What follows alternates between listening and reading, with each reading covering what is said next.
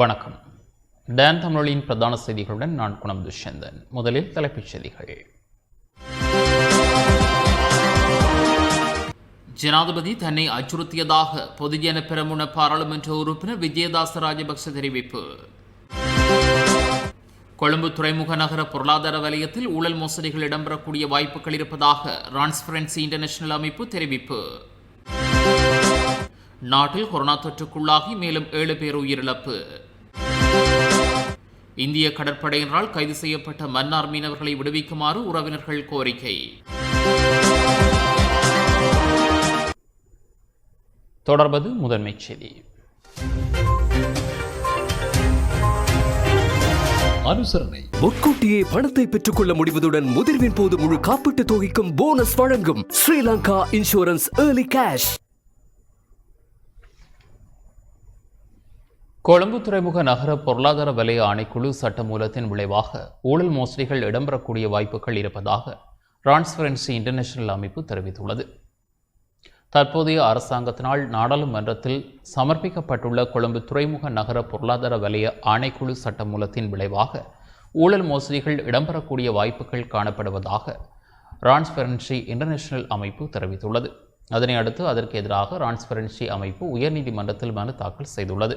மேற்படி சட்டமூலத்தின் கூறுகள் அரசியலமைப்பின் முக்கிய சரத்துக்களை மீறும் வகையில் அமைந்திருப்பதாகவும் அவை நிதி பாய்ச்சல்களை இலகுவாக்குவதன் விளைவாக நிதி மோசடிகள் இடம்பெறுவதற்கான வாய்ப்புகளை ஏற்படுத்துவதாகவும் சுட்டிக்காட்டப்பட்டுள்ளது.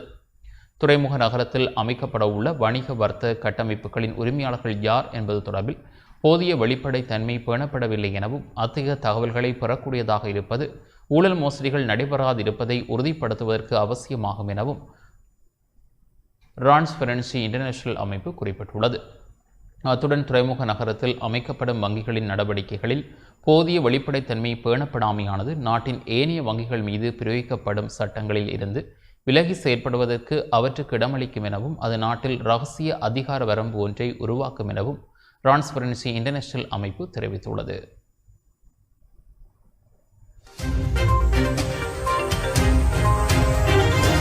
அனுசரணை. முன்கூட்டியே பணத்தை பெற்றுக்கொள்ள முடிவதுடன் முதிர்வின் போது முழு காப்பீட்டு தொகைக்கும் போனஸ் வழங்கும் ஸ்ரீலங்கா இன்சூரன்ஸ் ஏர்லி கேஷ். ஜனாதிபதி தன்னை அச்சுறுத்தியதாக ஸ்ரீலங்கா பொதுஜன பெரமுன பாராளுமன்ற உறுப்பினர் விஜயதாச ராஜபக்ஷ தெரிவித்துள்ளார். கொழும்பு துறைமுக நகர திட்டத்துக்கு எதிராக கருத்து வெளியிட்டதால் ஆவேசமடைந்த ஜனாதிபதி கோட்டாபய ராஜபக்ச தன்னை தொலைபேசியில் அழைத்து அச்சுறுத்தியதாக ஸ்ரீலங்கா பொதுஜன பெரமுன பாராளுமன்ற உறுப்பினர் விஜயதாச ராஜபக்ஷ தெரிவித்துள்ளார். கொழும்பில் இன்று இடம்பெற்ற ஊடகவியலாளர் சந்திப்பின் போதே அவர் இதனை தெரிவித்துள்ளார்.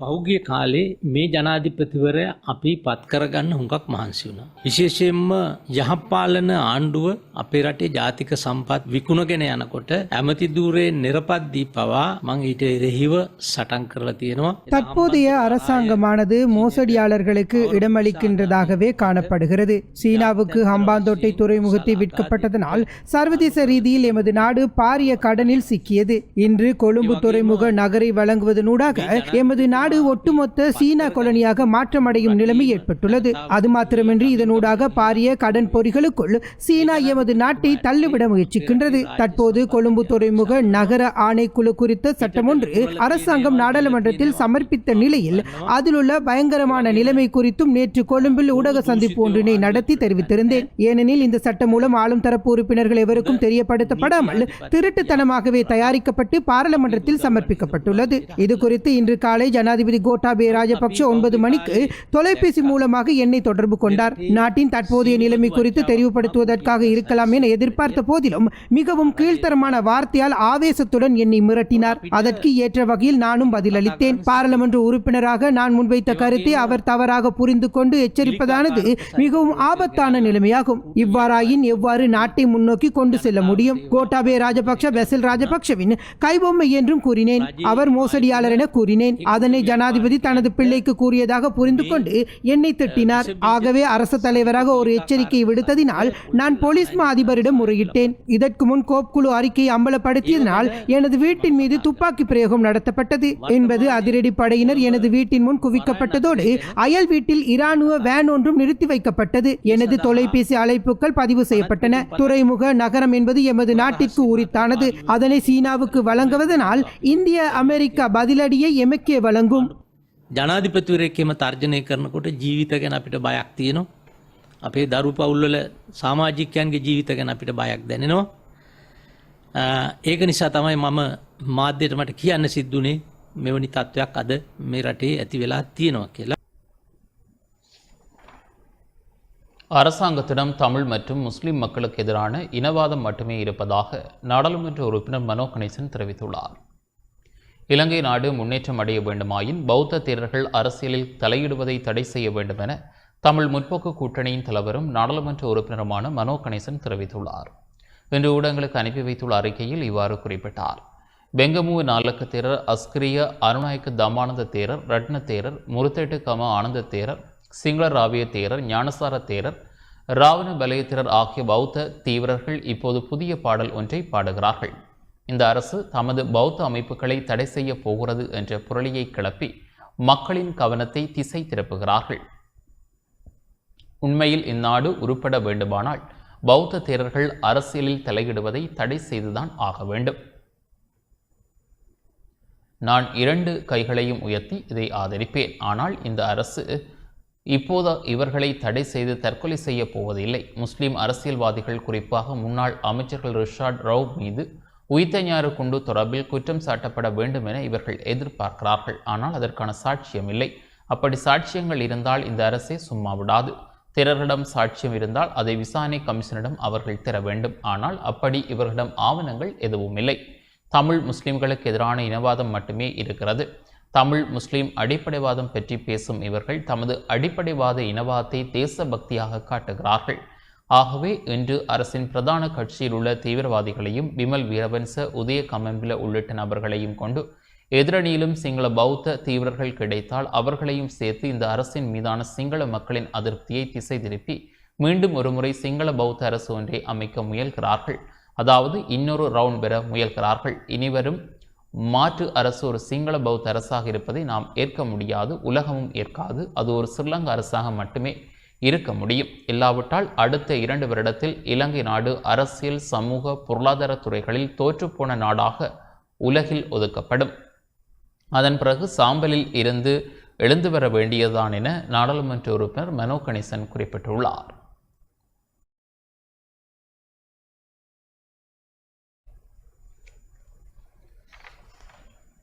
நாட்டில் கொரோனா தொற்றுக்குள்ளாகி மேலும் 7 பேர் உயிரிழந்துள்ளனர். நாட்டில் கொரோனா தொற்றுக்குள்ளாகி உயிரிழந்தவர்களின் மொத்த எண்ணிக்கை 615ஆக அதிகரித்துள்ளது. இன்று மேலும் 7 பேர் உயிரிழந்துள்ளதாக சுகாதார சேவைகள் பணிப்பாளர் நாயகம் உறுதிப்படுத்தியுள்ளார். இது தொடர்பான அறிக்கையை சுகாதார மேம்பாட்டு பணியகம் இன்று மாலை வெளியிட்டுள்ளது. அதன் அடிப்படையில் நாட்டில் இன்று மேலும் 129 கொரோனா தொற்றாளர்கள் அடையாளம் காணப்பட்டுள்ளனர். இதனால் கொரோனா தொற்றால் பாதிக்கப்பட்டவர்களின் மொத்த எண்ணிக்கை 96,078ஆக அதிகரித்துள்ளது. இந்த தொற்றாளர்கள் அனைவரும் ஏற்கனவே கொரோனா தொற்றுக்குள்ளானவர்களுடன் தொடர்பில் இருந்தவர்கள் என ராணுவ தளபதி ஜெனரல் ஷவேந்திர சில்வா தெரிவித்துள்ளார். கொரோனா தொற்றாளர்களில் இன்று மேலும் 303 பேர் பூரண குணமடைந்து வீடு திரும்பியுள்ளதாக சுகாதார அமைச்சு தெரிவித்துள்ளது. இதனால் தொற்றில் இருந்து குணமடைந்தவர்களின் மொத்த எண்ணிக்கை 92,611ஆக அதிகரித்துள்ளது. இந்த நிலையில் குணமடைந்தவர்களை தவிர்த்து 2,859 தொற்றாளர்கள் வைத்தியசாலைகள் மற்றும் கொரோனா சிகிச்சை நிலையங்களில் சிகிச்சை பெற்று வருகின்றனர். இருப்பினும் கொரோனா தொற்றுக்குள்ளாகி உயிரிழந்தவர்களின் மொத்த எண்ணிக்கை 615ஆக அதிகரித்துள்ளது. யாழ்ப்பாண மாவட்டத்தில் யாழ் போலீஸ் நிலைய உத்தியோகஸ்தர் 2 உட்பட மேலும் 7 பேருக்கு கொரோனா தொற்று உறுதிப்படுத்தப்பட்டுள்ளதாக வடக்கு மாகாண சுகாதார சேவைகள் பணிப்பாளர் கேதீஸ்வரன் தெரிவித்துள்ளார். யாழ்ப்பாணம் போதனா வைத்தியசாலை ஆய்வுக்கூடம் மற்றும் யாழ்ப்பாண பல்கலைக்கழக மருத்துவப்பீட ஆய்வுக்கூடம் ஆகியவற்றில் 588 பேரின் மாதிரிகள் இன்று பரிசோதனைக்கு உட்படுத்தப்பட்டன. இதன்போது 7 பேருக்கு தொற்று உள்ளமை கண்டறியப்பட்டுள்ளது. யாழ் மாநகர சுகாதார மருத்துவ அதிகாரி பிரிவில் 3 பேருக்கு தொற்று உறுதிப்படுத்தப்பட்டுள்ளது. அவர்களில் ஒருவர் யாழ்ப்பாணம் போலீஸ் நிலைய உத்தியோகஸ்தர், மற்ற 2 சுய தனிமைப்படுத்தலில் இருந்தவர்கள் ஆவர். சண்டிலிப்பாய் சுகாதார மருத்துவ அதிகாரி பிரிவில் 2 தொற்றாளர்களாக அடையாளம் காணப்பட்டுள்ளனர். அவர்கள் இருவரும் சுய தனிமைப்படுத்தலில் உள்ளவர்களாவர்.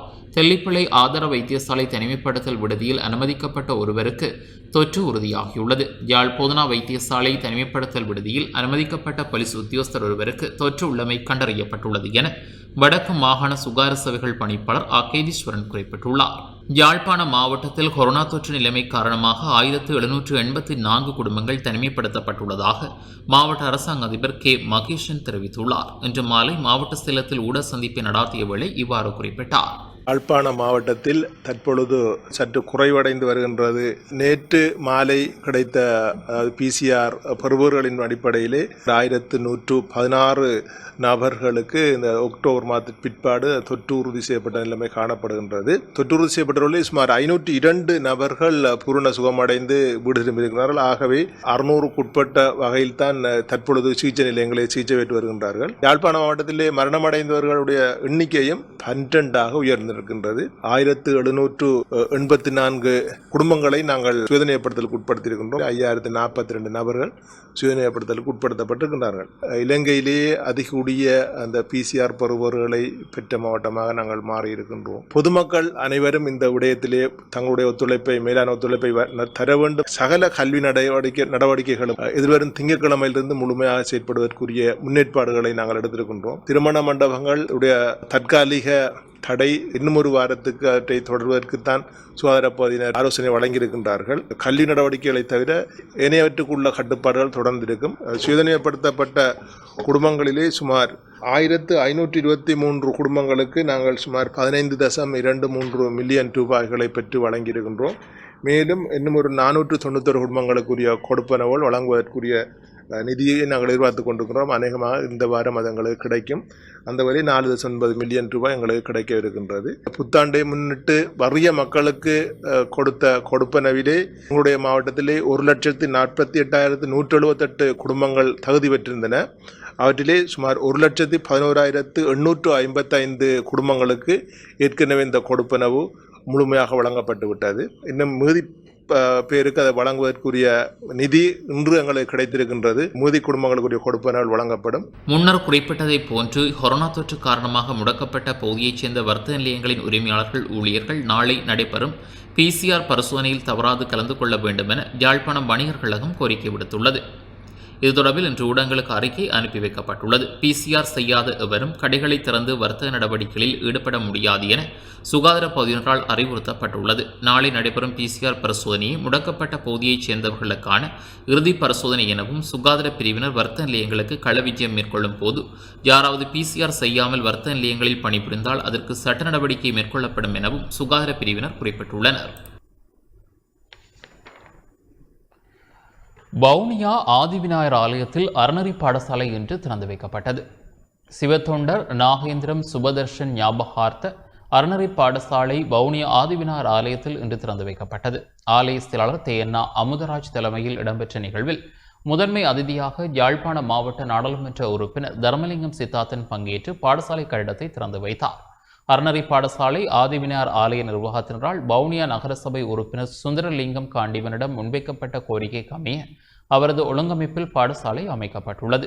நிகழ்வில் சிறப்பு விருந்தினர்களாக நகரசபை உறுப்பினர் சந்திரகுலசிங்கம் மோகன் மற்றும் யாழ் சுன்னாகம் ஸ்கந்தவிரோதியா கல்லூரி அதிபர் மூனா செல்வதாசன், திவாகர குருக்கள் மற்றும் பிரதேசபை உறுப்பினர்கள், பொதுமக்கள் என பலர் கலந்து கொண்டனர். எங்களுடைய மதம் அண்மை காலங்களில் மிகப்பெரிய அழுத்தங்களை பெற்றுக்கொண்டு வருகின்றது. இப்போது பல இடங்களிலே பார்க்கும்போது முருகல் நிலைகள் உருவாக்கப்பட்டு வருகின்றது. அரசும் அதற்கு பின்னணியிலே ஆதரவை வழங்குகின்ற நிலைமைகளை நாங்கள் பார்க்கக்கூடியதாக இருக்கின்றது. புதைபொருள் ஆராய்ச்சி என்ற பெயரிலே எங்களுடைய மத தலங்கள் பல 1000 வருஷத்துக்கு முந்தி வேறு ஒரு மதத்தினுடைய கோவிலாக இருந்தது போல காட்டப்படுகின்றது. இந்தியாவில் இருக்கக்கூடிய மீனவர்கள் என்று சொல்லுகின்ற போது முதலாளிமார் அவர்கள் எவ்வளவு பணத்தையும் கொடுத்து அந்த அனுமதியை பெறுவார்கள். அதனால் அங்கிருக்கக்கூடிய அந்த ஏழை கடல் தொழிலாளர்கள் நன்மை அடைவார்கள் என்று நான் நம்பவில்லை. கூடுதலாக அந்த முதலாளிமார்களுக்கு தான் அந்த நன்மை சென்றடையும். தமிழ் உணர்வு இவர்களுக்கு அப்பாற்பட்ட விஷயம் வாழ்வாதார பிரச்சனை. இந்த அரசாங்கத்தில் இந்த தமிழ் மக்களை ஒடுக்குவது என்பது தங்களுக்கு சிங்கள வாக்குகளை கூட்டும் என்ற ஒரு நம்பிக்கையிலே அவர்கள் செயல்படுகின்ற ஒரு அரசாங்கமாக இருக்கின்றது. யுத்த வெற்றியை வைத்துத்தான் தற்போதைய ஜனாதிபதி அவர்கள் வென்றிருக்கின்றார். ஆகவே அவர் அதை நம்புகின்றார். தொடர்ந்தும் இப்படியான செயல்பாடுகளால் தான் இன்னும் பலமாக இருக்க முடியும் என்று பெரும்பான்மையான சிங்கள மக்கள் அப்படியான ஒரு போக்கிலே இருப்பவர்கள் அல்ல. சிங்கள மக்கள் வெறுமனே தனிய இனவாதத்துக்காக வாக்களிப்பவர்கள் அல்ல. எதிர்வரும் தேர்தல்களில் தமிழ் மக்கள் சிந்தித்து செயற்பட வேண்டும் என நாடாளுமன்ற உறுப்பினர் தவராசா கலையரசன் தெரிவித்துள்ளார்.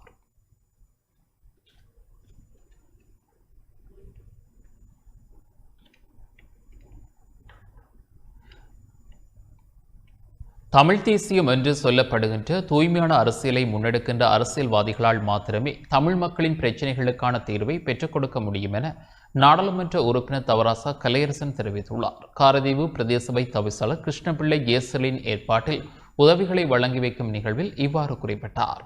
அரசினால் வழங்கப்பட வேண்டிய பல வேலைத்திட்டங்கள் எங்களுக்கு புறக்கணிக்கப்பட்டிருக்கிறது. இந்த அம்பாறை மாவட்டத்தில் பொத்துவில் பிரதேசம் என்பது எங்களுடைய தமிழர்களின் இறுதியாக இருக்கின்ற ஒரு தொகுதியாக இருந்தாலும் எதிர்காலத்தில் காணி விடயங்களை தீர்ப்பதற்குரிய பணிகளை முன்னெடுத்திருக்கிறோம். உள்ளூர் அரசியல்வாதிகள் மிகவும் சிறப்பாக செயற்படக்கூடியவர்களை நாங்கள் எதிர்காலத்தில் உருவாக்க வேண்டும்.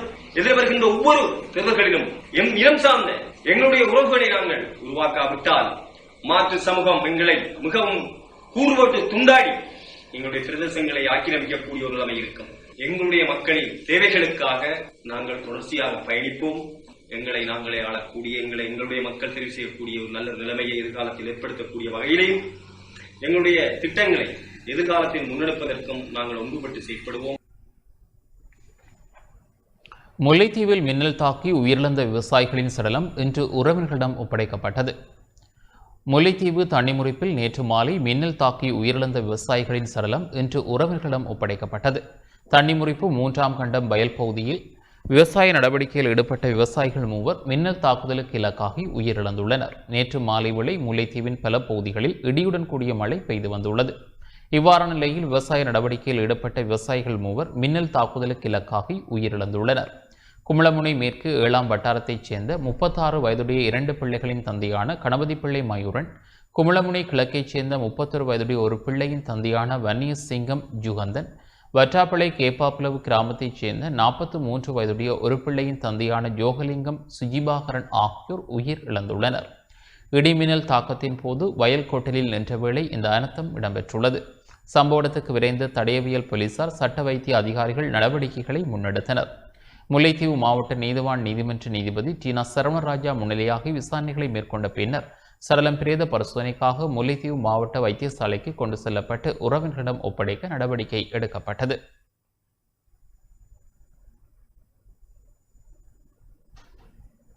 முல்லைத்தீவு புதுக்குடியிருப்பு வேணாவில் 1ஆம் வட்டாரத்தில் கோடாரியை எடுக்க சென்ற குடும்பஸ்தர் மின்னல் தாக்கத்தினால் படுகாயமடைந்துள்ளார். நேற்று மாலை இடியுடன் மழை பெய்து கொண்டிருந்த வேளை முற்றத்தில் இருந்த கோடாரியை எடுக்க சென்ற குடும்பஸ்தர் மின்னல் தாக்குதலுக்கு இலக்காகி படுகாயம் அடைந்துள்ளார். வேணாவில் கிராமத்தைச் சேர்ந்த 28 வயதுடைய ஒரு பிள்ளையின் தந்தையான ஜெயக்குமார் என்ற குடும்பஸ்தர் காயமடைந்துள்ளார். மழை பெய்து கொண்டிருந்த வேளை குறித்த நபர் கோடாரியை பாதுகாப்பாக எடுத்து வைப்பதற்காக குடைபிடித்துக் கொண்டு சென்றுள்ளார். மின்னல் முற்றத்தில் நின்ற வேப்ப மரத்தில் தாக்கியுள்ளது. இதன்போது குடும்பஸ்தரும் மின்னல் தாக்குதலுக்கு இலக்காகியுள்ளார். பிடித்து சென்ற குடையின் மீது மின்னல் தாக்கியுள்ளது. வயிற்றிலும் காலிலும் எரிகாயங்களுக்கு இலக்கான நிலையில் அயலவர்களின் உதவியுடன் காயமடைந்த குடும்பஸ்தர் புதுக்குடியிருப்பு ஆதார மருத்துவமனைக்கு எடுத்து செல்லப்பட்டு அங்கிருந்து மேலதிக சிகிச்சைக்காக மருத்துவமனையின் தீவிர சிகிச்சை பிரிவில் அனுமதிக்கப்பட்டுள்ளார். மட்டக்களப்பு மாவட்டம் படுவாங்கரை பிரதேசத்தின் வெல்லாவளி போலீஸ் பிரிவுக்குட்பட்ட மலையர்கட்டு கிராமத்தில் தற்போது சிறுபோக வேளாண்மை செய்கை முன்னெடுக்கப்பட்டு வரும் நிலையில் நேற்று மாலை திடீரென பலத்த இடிமின்னல் மற்றும் காற்றுடன் மழை பெய்தது. இதன்போது மின்னல் தாக்கத்துக்கு இலக்கான 32 வயதுடைய ஒரு பிள்ளையின் தந்தையான மாலையர்கட்டு கிராமத்தைச் சேர்ந்த நல்லதம்பி மோகன சுந்தரம் எனும் விவசாயி சம்பவ இடத்திலேயே உயிரிழந்துள்ளார். சடலம் களுவாஞ்சிக்குடி ஆதார வைத்தியசாலைக்கு எடுத்து செல்லப்பட்டு பிரேத பரிசோதனைகளின் பின்னர் உறவினர்களிடம் ஒப்படைக்கப்பட்டது. சம்பவம் தொடர்பில் வெல்லாவளி போலீசார் மேலதிக விசாரணைகளை முன்னெடுத்துள்ளனர்.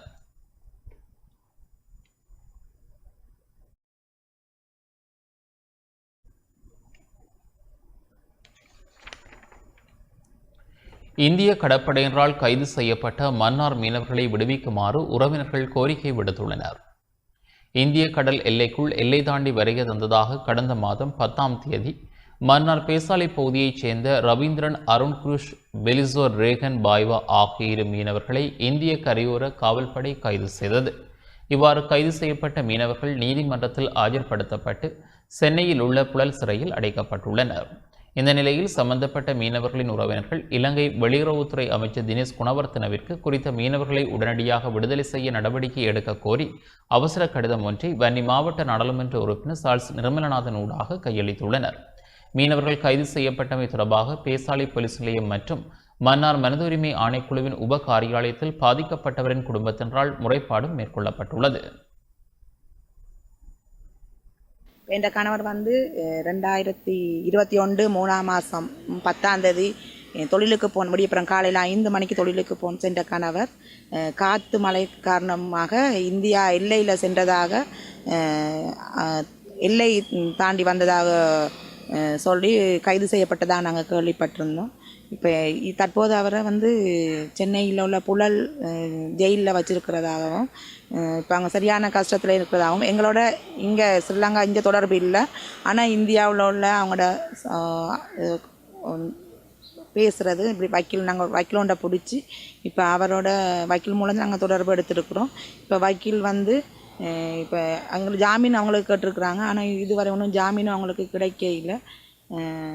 இப்போ சரியான கஷ்டம் அவங்கள விட்டுட்டு இப்போ நாங்கள் இங்கே இருக்கிறாள். இப்போ எனக்கு 3 பிள்ளைகள், இப்போ பெரிய பிள்ளையிலேருந்து சின்ன 1.5 வயசு கை குழந்தையோடு நான் இருக்கிறேன். இப்போ சரியான கஷ்டம். இப்போ இந்தியா மீனவர்களை பிடிச்ச உடனே அவங்கள உடனடியாக இங்கேருந்து விட்டுடுறாங்க. ஆனால் எங்கட மீனவர்களை பிடிச்ச உடனே அங்கேயே வச்சுருக்குறாங்க. இந்த ஆதனத்தையும் கொடுக்குறையில ஆக்களையும் அனுப்புறையில வருஷக்கணக்காக எங்கட மீனவர்கள் அங்கே இருக்கிறாங்க.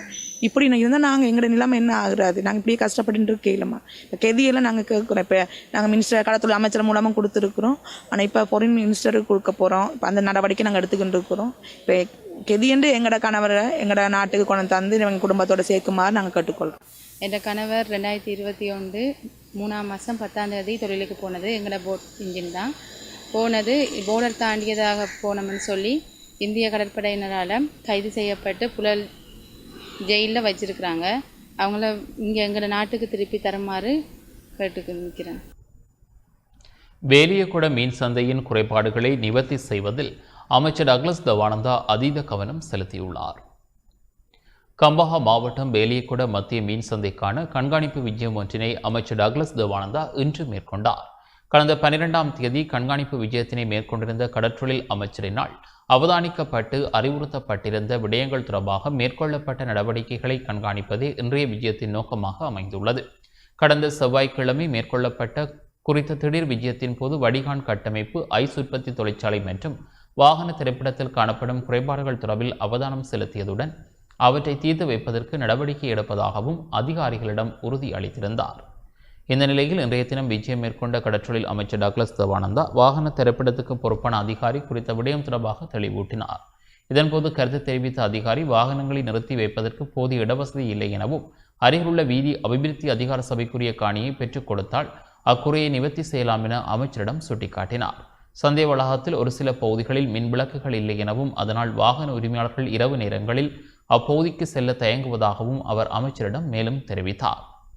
இதேவேளை ஒரு சில வியாபாரிகள் மீன்வெட்டும் பகுதிகளை தங்களது களஞ்சியங்களாக பயன்படுத்துவதால் தங்களுக்கான வருமானம் பாதிக்கப்படுவதாகவும் ஐஸ் உற்பத்தி நிலையத்தின் அதிகாரி ஒருவர் அமைச்சரிடம் தெரிவித்தார்.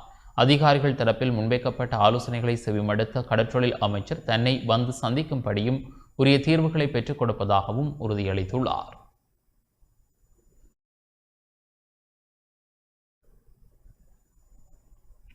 மட்டக்களப்பு மண்டூர் வெல்லாவளி பிரதான வீதியூடாக வெள்ளநீர் செல்லும் நிலை ஏற்பட்டுள்ளது. மட்டக்களப்பு மாவட்டத்தில் நேற்று முதல் பெய்து வரும் மழை காரணமாக போரதீவு பற்று பிரதேச செயலாளர் பிரிவில் உள்ள மண்டூர் வெல்லாவளி பிரதான வீதியூடாக வெள்ளநீர் செல்லும் நிலை ஏற்பட்டுள்ளது. போரதீவு பற்று பிரதேசத்தில் உள்ள சிறுபோக விவசாய செய்கை கடும் மழையால் பாதிக்கப்பட்டுள்ளது. மண்டூர் நாதனை, வேத்திச்சேனை, தும்பாலை, ஆணைக்கட்டியவழி, இரணைமடு, சமுலையடி வட்டை, போரதீவு, பொருகாமம், பள்ளுகாமம் போன்ற பகுதிகளில் வெள்ளநீர் பெருக்கெடுத்ததால் காலபோக விவசாய செய்கை பாதிக்கப்பட்டுள்ளதாக பிரதேச விவசாயிகள் கவலை வெளியிட்டுள்ளனர். இரணாமடு ஆற்றின் அணைக்கட்டு உடைப்படுத்தி விவசாய நிலத்தினூடாக வெள்ளநீர் பாய்வதன் காரணமாகவும் ஆணைக்கட்டிய வெளி காக்காச்சி வட்டை பாலத்தினூடாக வெள்ளநீர் பாய்வதன் காரணமாகவும் பொதுமக்களின் போக்குவரத்து பாதிக்கப்பட்டுள்ளது. தொடர்ச்சியாக இன்றும் மழை பெய்யுமானால் வேளாண்மை செய்கையை முற்றாக கைவிட வேண்டிய நிலை ஏற்படும் என விவசாயிகள் கவலை வெளியிட்டுள்ளனர். நுவரெலியா மாவட்டம் கொத்மலை வெதமுள்ள தோட்டத்தின் கெமினித்தேன பிரிவில் மருமகனை பொல்லால் தாக்கி கொலை செய்த மாமனார் கைது செய்யப்பட்டுள்ளார். நுவரெலியா மாவட்டம் கொத்மலை வெதமுள்ள தோட்டத்தின் கெமினித்தேன பிரிவில் நேற்றிரவு மாமனாருக்கும் மருமகனுக்கும் இடையில் ஏற்பட்ட வாய்த்தர்க்கம் முற்றியதில் மாமனார் மருமகனை அருகில் இருந்த பொல்லால் தாக்கியுள்ளார். இதன்போது காயமடைந்த மருமகன் வைத்தியசாலைக்கு கொண்டு செல்லும் வழியில் உயிரிழந்ததாக கொத்மலை போலீசார் தெரிவித்துள்ளனர். கொத்மலை வெதமுள்ள தோட்டத்தின் கெமினித்தேன பிரிவில் வசித்த 35 வயதான கணேசன் விஜயகுமார் என்பவரை சம்பவத்தில் உயிர் இழந்துள்ளார். இச்சம்பவம் தொடர்பில் 1990 என்ற அவசர இலக்கத்துக்கு தகவல் வழங்கிய போதும் நோயாளர் காவு வண்டி வருவதற்கு தாமதமானதால் தாக்குதலை மேற்கொண்ட மாமனார் தனது முச்சக்கர வண்டி மூலம் காயமடைந்தவரை நுவரெலியா பொது வைத்தியசாலைக்கு கொண்டு செல்லும் வழியில் நோயாளர் காவு வண்டி இடையில் வந்துள்ளது. அப்போது நோயாளர் காவு வண்டியில் வந்தவர்கள் காயமடைந்தவரை பரிசோதித்த போது அவர் உயிரிழந்துள்ளதை உறுதிப்படுத்தியுள்ளனர். இதனைத் தொடர்ந்து தாக்குதல்தாரி சரளத்தை கண்டி நுவரெலியா பிரதான வீதியில் வீசிவிட்டு சென்றுள்ளதாக போலீசார் தெரிவித்துள்ளனர். இக்கொலை சம்பவம் தொடர்பில் கொத்மலை போலீசாரால் தாக்குதல்தாரி கைது செய்யப்பட்டுள்ளார். நுவரெலியா மாவட்ட நீதவானின் மரண விசாரணைகளின் பின் சடலம் நுவரெலியா பொது வைத்தியசாலையின் பிரேத அறைக்கு கொண்டு செல்லப்பட்டு பிரேத பரிசோதனைகளின் பின் சடலம் உறவினர்களிடம் ஒப்படைக்கப்படும் என தெரிவிக்கப்பட்டுள்ளது.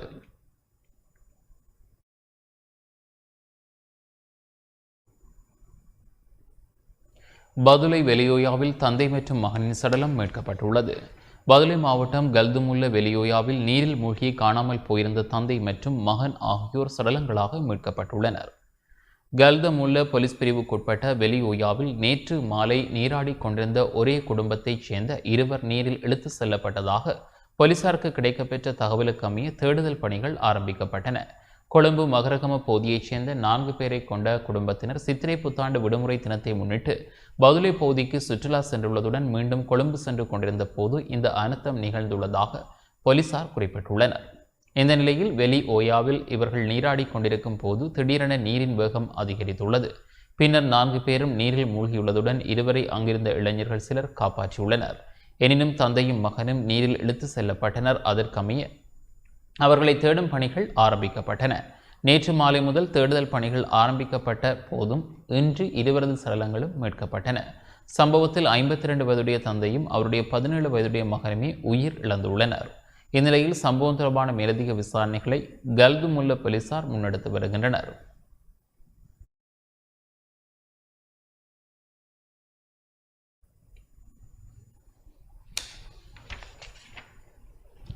கண்டி, கேகாலை, மாத்தளை மாவட்டங்களுக்கு மண்சரிவு அபாய எச்சரிக்கை விடுக்கப்பட்டுள்ளது. இலங்கையில் தொடரும் மழையுடனான காலநிலையை அடுத்து கண்டி, கேகாலை மற்றும் மாத்தளை மாவட்டங்களுக்கு மண்சரிவு அபாய எச்சரிக்கை விடுக்கப்பட்டுள்ளது. குறித்த மாவட்டங்களில் மண்சரிவு அபாய நிலை காணப்படுவதாக தேசிய கட்டிட ஆராய்ச்சி நிறுவனம் வெளியிட்டுள்ள அறிக்கையில் சுட்டிக்காட்டப்பட்டுள்ளது. மண்சரிவு அபாயம் உள்ளதாக எச்சரிக்கப்பட்டுள்ள குறித்த மாவட்டங்களில் வசித்து வரும் மக்கள் அவதானமாக இருக்குமாறு அறிவுறுத்தப்பட்டுள்ளனர்.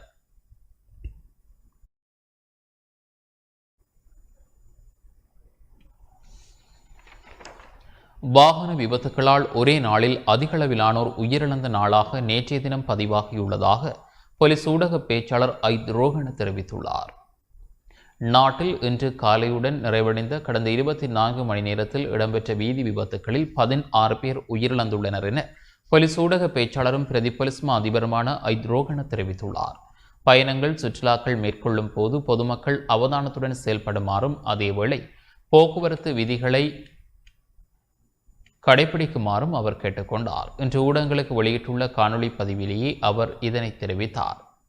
පසුගිය පැවිසි 4ක කාලය තුළ ශ්‍රී ලංකාවේ රියාන තුරුවලින් සිදු මරණ கடந்த 24 மணித்தியாலங்களில் வீதி விபத்துகளினால் 17 பேர் வரையில் உயிரிழந்துள்ளனர். ஒரே நாளில் மிக அதிகமான உயிரிழப்புகள் இடம்பெற்ற தினமாக குறித்த தினம் பதிவாகியுள்ளது. அவற்றில் ஏனைய 8 பேர் சில நாட்களுக்கு முன்னர் இடம்பெற்ற விபத்துக்களின் போது காயமடைந்து சிகிச்சை பெற்று வந்த நிலையில் நேற்றைய தினம் உயிரிழந்துள்ளனர். வருடத்தில் அதிகளவான விபத்துக்கள் 14, 15 மற்றும் 16ஆம் திகதிகளிலேயே இடம்பெற்று ஏற்பட்டிருக்கிறது. ஆகவே வீதி பாதுகாப்பு தொடர்பில் அதிக அளவில் அவதானத்துடன் செயற்பட வேண்டியது அவசியமானதாகும். அத்துடன் விபத்துகளில் சிக்கி உயிரிழந்தவர்களின் 12 பேர் மோட்டார் சைக்கிள் விபத்துகளிலேயே உயிரிழந்துள்ளனர். அதேபோன்று ஒரு பாதசாரி, ஒரு சாரதி மற்றும் 2 பயணிகளே இவ்வாறு உயிரிழந்துள்ளனர். மேலும் ஏப்ரல் 14ஆம் தேதி மாத்திரம் 14 பேர் வரையில் வீதி விபத்துகளில் உயிரிழந்துள்ளனர். அந்த வகையில் கடந்த 48 மணித்தியாலங்களில் 30 பேர் வீதி விபத்துகளில் சிக்கி உயிரிழந்துள்ளனர். அதேபோல 14ஆம் தேதி மாத்திரம் 74 பேர் படுகாயமடைந்துள்ளதோடு மேலும் நேற்றைய தினத்தில் மாத்திரம் 80க்கும் அதிகமானவர்கள் விபத்துகளில் சிக்கி படுகாயமடைந்துள்ளனர். அவ்வாறாக கடந்த 48 மணித்தியாலங்களில் வீதி விபத்துகளில் சிக்கி 150க்கும் அதிகமானவர்கள் படுகாயமடைந்துள்ளனர். ஆகவே பயணங்கள், சுற்றுலாக்கள் போன்றவற்றிற்காக செல்லும் நீங்கள் மிக அவதானமாக இருப்பதோடு போக்குவரத்து விதிகளையும் பேண வேண்டியது அவசியமானதாகும். இவ்வாறு நீங்கள் மேற்கொள்ளும் பயணங்கள் சோகத்தில் முடிவடையாது இருக்க உங்களை நீங்களே காத்துக் கொள்ளுமாறும் கேட்டுக்கொள்கின்றோம். මේ කනගාටුදායක තත්ත්වය පාලනය කර ගැනීමට ශ්‍රී ලංකා පොලිසිය මැදිහත් වී ක්‍රියා කළත් ජනතා ඔබගේ සහය, මාර්ගය භාවිතා කරන ඔබගේ සහය, රියදුරන්ගේ සහය නොමැතිව එය පාලනය කිරීමට හැකියාවක් නැහැ. கூட்டணியினுள் காணப்படும் கருத்து வேறுபாடுகளை சீர் செய்து முன்னோக்கி செல்ல வேண்டியது அவசியம் என கல்வி அமைச்சர் ஜெயல் பீரிஸ் தெரிவித்தார். ஒன்றிணைந்து முன்னோக்கி செல்வோமானால் சர்வதேச அளவில் வரும் சவால்கள் அனைத்தையும் எதிர்கொள்ளக்கூடிய பலமான அரசாங்கமாக இருக்க முடியும் என கல்வி அமைச்சர் ஜெயல் பீரிஸ் தெரிவித்துள்ளார். ரங்கிரி, தம்புலா, ரஜ்மஹா விகாரை, விகாராயா மற்றும் ஸ்ரீ விஷ்ணு மகா தேவாலயாவின் பராமரிப்பாளர் அம்பஸ் கவ்விய ராகுலா தெர்ரை சந்தித்து கலந்துரையாடிய போதே அவர் இதனை தெரிவித்தார்.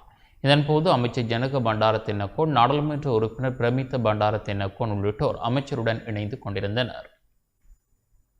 අභියෝග රාශියක් තියෙනවා මේ අවුරුද්දේ. හැබැයි අභියෝග தற்போதைய ஜனாதிபதி ஆட்சிக்கு வந்து 1 வருடமும் 5 மாதங்களும் நிறைவடைந்துள்ளன.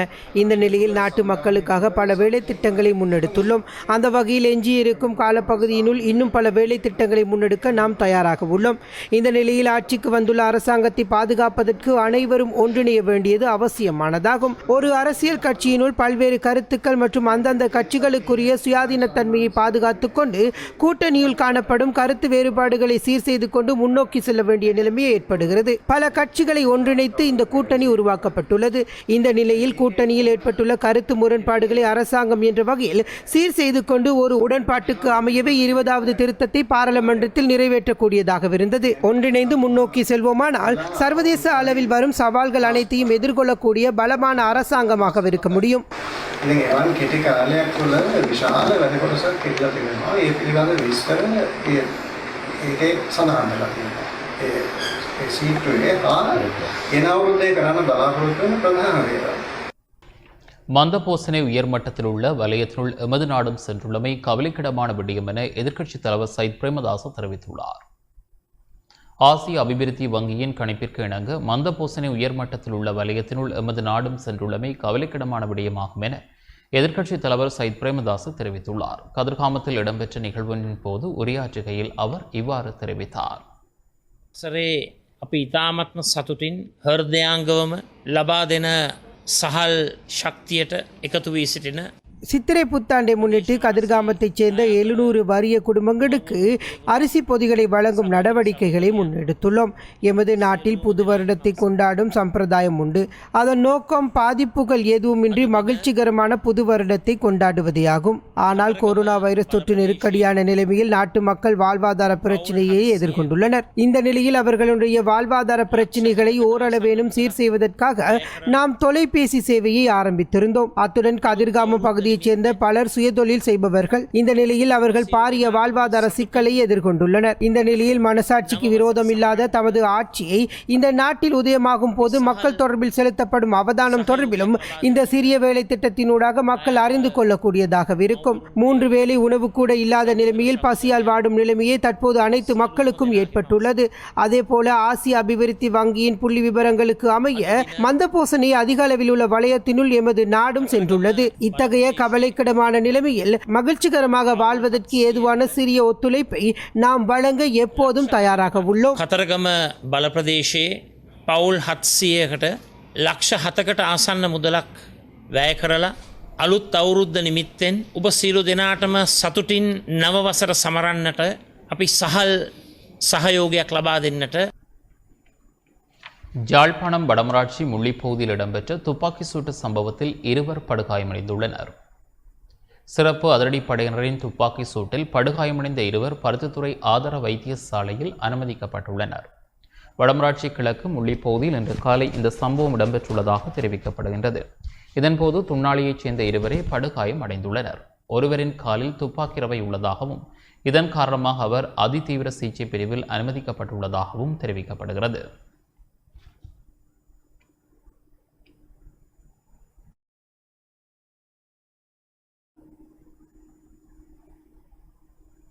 முல்லைத்தீவு குருந்தூர் மலையில் இந்து மக்கள் வழிபடுவதற்கான முழு உரித்தையும் பெற்றுக் கொடுக்க நடவடிக்கை எடுப்பதாக நாடாளுமன்ற உறுப்பினர் எம். சுமந்திரன் தெரிவித்துள்ளார்.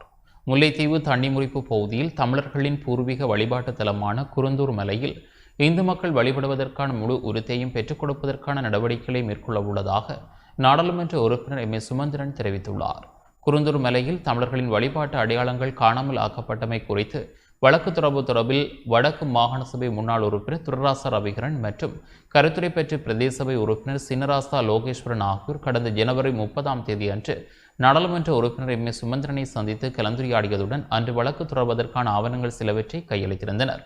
இந்த நிலையில் அதன் தொடர்ச்சியாக இன்று துணா ரவிகரன் கருத்துரை பெற்ற பிரதேச சபை உறுப்பினர் சின்னராசா லோகேஸ்வரன் ஆகியோர் மீண்டும் நாடாளுமன்ற உறுப்பினர் எம். சுமந்திரனை சந்தித்து வழக்கு தொடர்பான முக்கிய ஆவணங்கள் சிலவற்றை கையளித்திருந்தனர்.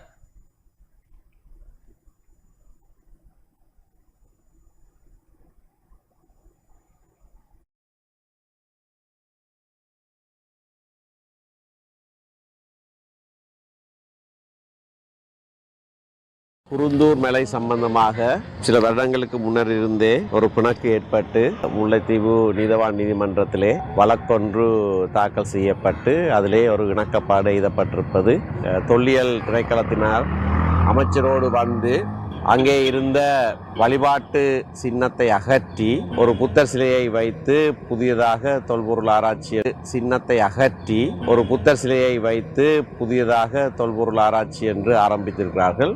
இது சம்பந்தமான அடுத்தடுத்த நடவடிக்கைகள், அதாவது அந்த இடத்திலே இந்து மக்கள் சென்று வழிபடுவதற்கான முழு உரித்தையும் பெற்றுக் கொடுப்பதற்கான நடவடிக்கையை நாங்கள் மேற்கொள்வோம். இத்துடன் இந்த செய்திகள் நிறைவு பெறுகின்றன. மீண்டும் நாளை பிரதான செய்திகளை எதிர்பாருங்கள். வணக்கம்.